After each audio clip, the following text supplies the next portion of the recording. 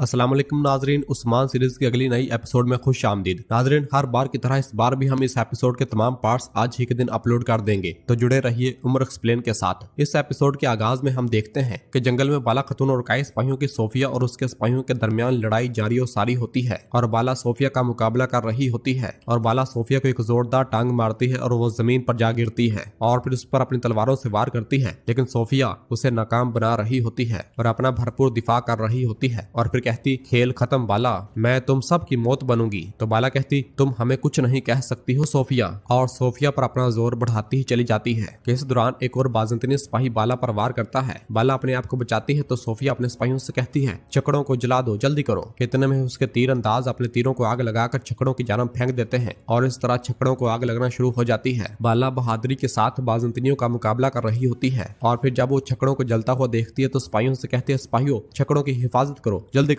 जबकि जरकुताय भी अपनी दोहरी तलवार के साथ बाज़ंतीनियों को मौत के घाट उतारते ही चला जा रहा होता है और फिर सिपाहियों से कहता है, सिपाहियों छकड़ों पर लगी आग बुझाओ, जल्दी करो। जबकि ओगोज और फातिमा खातून भी भरपूर अंदाज में उनका मुकाबला कर रही होती है और बहुतों को मार रही होती है, जबकि गोंजा भी इस लड़ाई में उनका भरपूर साथ दे रही होती है और हर कोई सोफिया के सिपाहियों को मौत के घाट उतारता ही चला जा रहा होता है। और फिर इसके बाद बाला बुलंद आवाज से कहती है, गोंजा, फातिमा, हलीमा सिपाहियों की हिफाजत करो, और खुद भी भरपूर अंदाज में बाज़ंतीनियों से लड़ रही होती है और जो भी उसके सामने आ रहा होता है अपने अंजाम को पहुंच रहा होता है। और फिर छकड़ों के पास जब सिपाही छकड़ों पर आग बुझा रहे होते हैं तो खवातीन उनके सामने आ जाती हैं और अपनी ढाल के जरिए बाज़ंतीनी तीरों से अपने सिपाहियों को बचाती हैं और एक ढाल की दीवार उनके सामने बना लेती हैं। और फिर दूसरी जानब गवैनी किले में उस्मान साहब और बाकी साहब कलादियोस से लड़ने के बाद वापस पहुंचते हैं और अपने घोड़ों से नीचे उतरते हैं। अलाउद्दीन कहता है, कलादियोस हमारी आमद के बारे में जानता था, इससे बढ़कर हमारे अख्तियार किए जाने वाले रास्ते को भी जानता था, लेकिन वो ये कैसे जान सकता है हजूर। और फिर कोजा साहब कहते हैं, अब वो कुत्ता मोदोरनू किले में दिफाई हद बनाएगा, हम क्या करेंगे उस्मान साहब, हम घात में पड़कर आधे रास्ते से वापस लौट आए हैं, आपको हमारे जवानों की सूरत हाल मालूम है, वो जख्मी है। उस्मान साहब कहते, हम गवैनिक में लश्करगाह कायम करेंगे, पहले चीजें जरा पुरसुकून हो जाएं, फिर हम अपनी चाल चलेंगे, लेकिन हम कोशिश या फतुहात से हरगिज दस्तबरदार नहीं होंगे। और फिर इस दौरान आयकुत वहां पर आता है और आकर सलाम करता है और उसके पीछे ही सिपाही सोने से भरा संदूक लाकर वहां रख देते हैं। तो अलाउद्दीन बताता है, ये गवेनिक के लिए मुख्तस करदा गनीमत है हजूर, और आयकुत उस संदूक को खोलकर दिखाता है जो कि सोने से भरा हुआ होता है। उस्मान साहब कहते, जमीन तलवार से ली जाती है, लेकिन कौम को तलवार के जोर पर नहीं जीता जा सकता, कौम इनके दिलों की रजामंदी और इंसाफ से जीती जाती है। अब ये सोना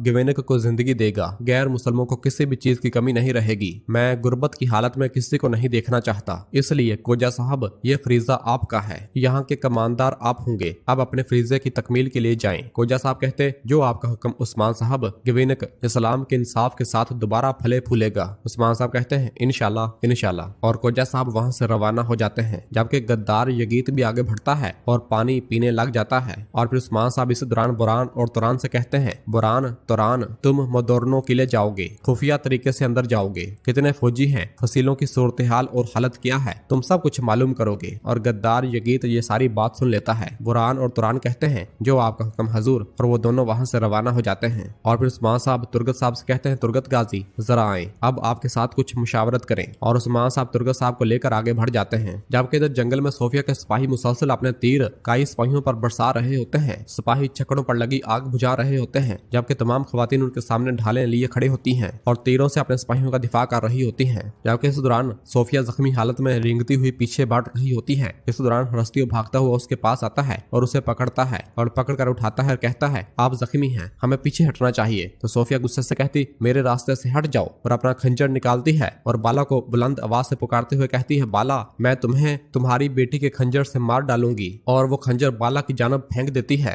ये देखकर हलीमा बाला के सामने आ जाती है और वो खंजर सीधा हलीमा को जा लगता है और हलीमा जख्मी हो जाती है। हलीमा को खंजर लगा देखकर सोफिया की आंखें खुली की खुली रह जाती हैं और वो निहायत शशोपानी में मुब्तला हो जाती है और वो कहती, पोइना। और फिर हंसती और सिपाहियों से कहता है, फौजियों हम पीछे हट रहे हैं, जल्दी करो। और सोफिया को भी पीछे हटा लेता है, जबकि उसके सिपाही भी पीछे हटना शुरू हो जाते हैं। जबकि इधर हलीमा नीचे जमीन पर आ गिरती है और बाला उसे पकड़ रही होती है। सब भागते हुए हलीमा के पास आते हैं। बाज़ंतीनी सिपाहियों को भागता हुआ देखकर जरकुतै कहता है, वो भाग रहे हैं, सिपाहियों इनके पीछे जाओ, चलो। बाला कहती मैं तुम्हारी जान अपने हाथों से लूंगी सोफिया। और फिर हलीमा से कहती हलीमा बर्दाश्त करो मेरी बेटी, तुम्हें कुछ नहीं होगा, तुम ठीक हो जाओगी मेरी बेटी। लेकिन हलीमा शदीद जख्मी हालत में होती है और उसकी सांसें रुक रही होती हैं। और फिर गोंजा सिपाहियों से कहती है सिपाहियों सामान नीचे उतारो, हम हलीमा को गमीने के ले जाएंगे, चलो।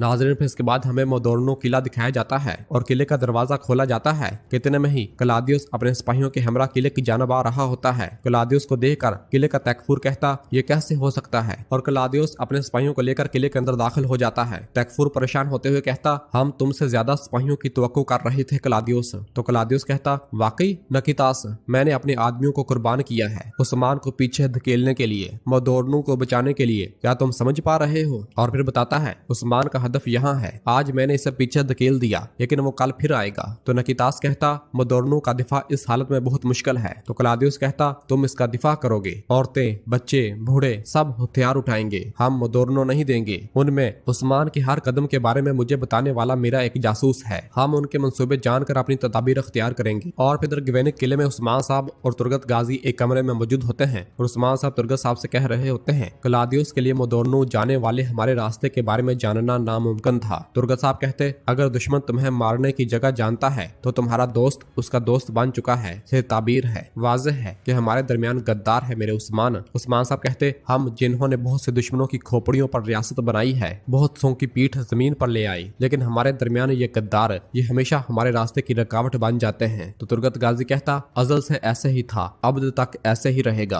अगोज की नींद गहरी है और इसका गद्दार बुजदल है, लेकिन सरदार नामी शख्स कभी नहीं सोता, वो हमेशा शक के साथ रहता है। ये तुम्हारा बोझ है मेरे उस्मान। उस्मान साहब कहते यकीनन ऐसा ही है, यकीनन। भेड़िया इस मैदान को हरगिज नहीं भूलता जहां इस पर हमला किया गया था। मैं इस शाम को जैसे तैसे करके बेनकाब कर दूंगा, लेकिन हमारी मंजिल नहीं बदलेगी। हम मोदोर्नो को जैसे तैसे तुर्कों की सरजमीन बनाएंगे। तुर्गत गाजी कहते ये होगा, यकीनन ये होगा, लेकिन मोदोर्नो किले की दीवारें ऊंची और मजबूत हैं, हमारे सिपाही थके हुए हैं, हलब से निकलने वाले तुर्कमान भी अभी तक नहीं आए, वाज़ेह है कि उनकी आमद में बहुत वक्त लगेगा। हमें ऐसा कदम उठाना चाहिए कि शिकस्त का मुंह ना देखना पड़े मेरे उस्मान। उस्मान साहब कहते ऐसा कदम उठाएंगे, बिल्कुल ऐसा ही कदम उठाएंगे। हमारे लिए जंग के रास्ते खोलने वाले अजीम रब यकीनन वो हमारी राहें रोशन करेगा, यकीनन हम कामयाब होंगे, इसके अलावा कोई रास्ता नहीं है। तुर्गत गाजी कहता कामयाब होंगे, अल्लाह के हुक्म से होंगे। जबकि दूसरी जानब जरकुताए, ओगोज और काई सिपाही छकड़े पर जख्मी हलीमा को लेकर गिवेने किले की जानब आ रहे होते हैं। बाला ने हलीमा को गोद में लेटाया हुआ होता है और उससे कह रही होती है मेरी हलीमा तुमने क्या किया मेरी बेटी, तुमने क्या किया, बहुत खून बह रहा है, थोड़ा ही रास्ता रह गया है, बर्दाश्त करो मेरी बेटी, बर्दाश्त करो, कुछ नहीं होगा, बर्दाश्त करो। और इस तरह बाला मुसलसल हलीमा को हौसला दे रही होती है। हलीमा कहती माँ, मेरी प्यारी माँ, मुझे अपना हक माफ कर दे। बाला कहती नहीं, ऐसी बातें ना कहो, ऐसा कुछ नहीं हुआ, कुछ भी नहीं है हलीमा, कुछ भी नहीं है। जबकि हलीमा बेहोश हो रही होती है और फिर बाला जरकुताए को पुकारते हुए कहती है जरकुताए तुम आगे बढ़कर अलाउद्दीन को खबर करो, चलो। और फिर जरकुताए और ओगोज तेजी के साथ अपने घोड़े आगे की जानब बढ़ाना शुरू कर देते हैं। और फिर इधर गिवेनिक किले में खोजा साहब हसन साहब से कहते हैं गिवेनिक में होने वाले नुकसान का अंदाजा लगाया जाएगा, तबाहशुदा बाजार दोबारा बनाए जाएंगे। तो हसन साहब कहते हैं बाजार बनाया जा सकता है, लेकिन तजारत के लिए सबसे पहले ताजरों का एतमाद जीतने की जरूरत है। तो खोजा साहब कहते इनका भी जंग के सबब होने वाले नुकसान पूरा करके इन्हें मदद दी जाएगी। गिवेनिक एक बार फिर करीबी इलाकों के तजारती मरकज का रूप धारेगा। तो यगीत कहता है तजारत में इंसाफ जरूरी है, ताजर भी कमाएगा और रियासत भी, हमें इसके लिए तंजीमें बनानी चाहिए। हाँ भाई, खोजा साहब कहते हैं यकीन तंजीमें बनेगी। यगीत रोमी अवाम के मुमताज ताजरों को जमा करो। इस दौरान यगीत की नजर उसी रोमी लड़की पर पड़ती है जो कि बच्चों को खाना दे रही होती है, जिसे देखकर यगीत बहुत खुश होता है और खोजा साहब को बताता है मेरी बांदी एलिना खातून, ये रोमी अवाम के दिल जीतने में बहुत कारआमद साबित होगी। खोजा साहब कहते मुझे शक नहीं है ऐसा ही होगा, लेकिन तुम एहतियात का दामन न छोड़ना यगीत, मत भूलो कि अजदाद के वतन को तबाह करने के लिए एक चीनी शहजादी काफी थी। तो यगीत कहता काफी थी, बिल्कुल काफी थी। और फिर इस दौरान आइकुत वहां पर आता है और आकर सलाम करता है और बताता है उस्मान साहब आपका इंतजार कर रहे हैं। खोजा साहब कहते उस्मान साहब को इंतजार न करवाएं, चलो। और साहब उस्मान साहब की जानब बढ़ते हैं और फिर उनके चले जाने के बाद एक बच्चा एक सेब लेकर उसी खातून यानी अलीना खातून के पास आता है और उसे सेब देकर चला जाता है। अलीना उस सेब को लेकर एक साइड पर आ जाती है जहाँ उसे कोई नहीं देख रहा होता और वो उस सेब में से एक पैगाम निकाल कर पढ़ती है जिसके ऊपर लिखा हुआ होता है गिवेनिक में बगावत की आग शुरू करो, सोफिया आकर इस आग को बढ़ावा देगी। इस पैगाम को पढ़ने के बाद एलिना वहां से चली जाती है। और नाजरीन इसी जगह पर एपिसोड खत्म करते हैं। मिलते हैं बहुत जल्द अगली एपिसोड के साथ। वीडियो को लाइक कर दे और जिन दोस्तों ने अभी तक चैनल सब्सक्राइब नहीं किया वो जल्दी से चैनल सब्सक्राइब कर दे और बेल आइकन घंटी वाले निशान को भी प्रेस कर दे ताकि आने वाले एपिसोड्स आपको आसानी मिल सके। दुआओं में याद रखें। अल्लाह हाफिज।